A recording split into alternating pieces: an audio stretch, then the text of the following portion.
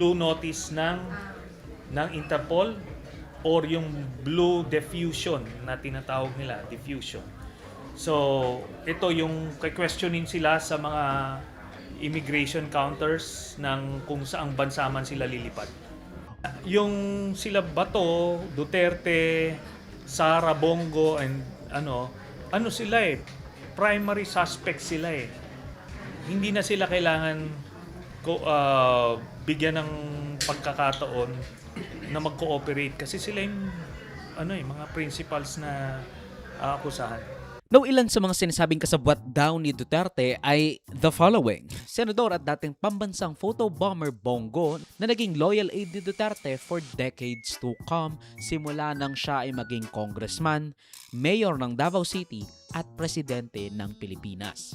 The next 3 years po, susuportahan ko si Pangulong Duterte sa kanyang mga programa, mga legislative agenda.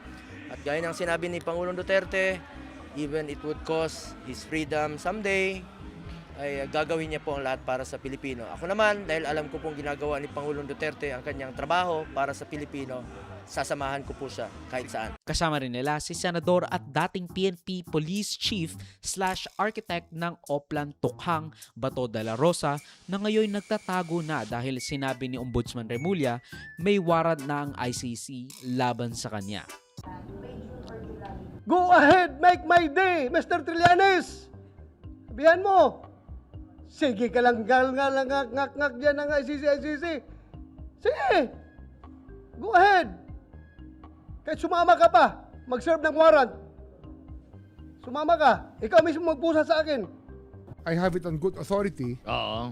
Kasi public interest Tama. program to, that the ICC has issued a warrant against Senator Bato de la Rosa. I have it on good authority.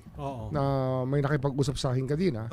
Na kaya na-late ako may binarita lang sa akin. Nagtrabaho ka muna. Oo. Trabaho muna. Kasama pa ang ibang mga dating PNP chief na nagtrabaho rin sa Davao, which could have some connection sa naunang Davao Death Squad tulad nina former Police Chief Vicente Danao, Camilo Cascolan, Oscar Albayalde. Senator, may I interject?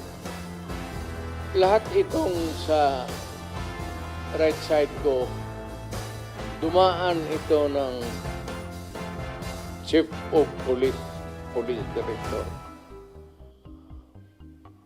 Puro commander ng death squad yan. I thought there was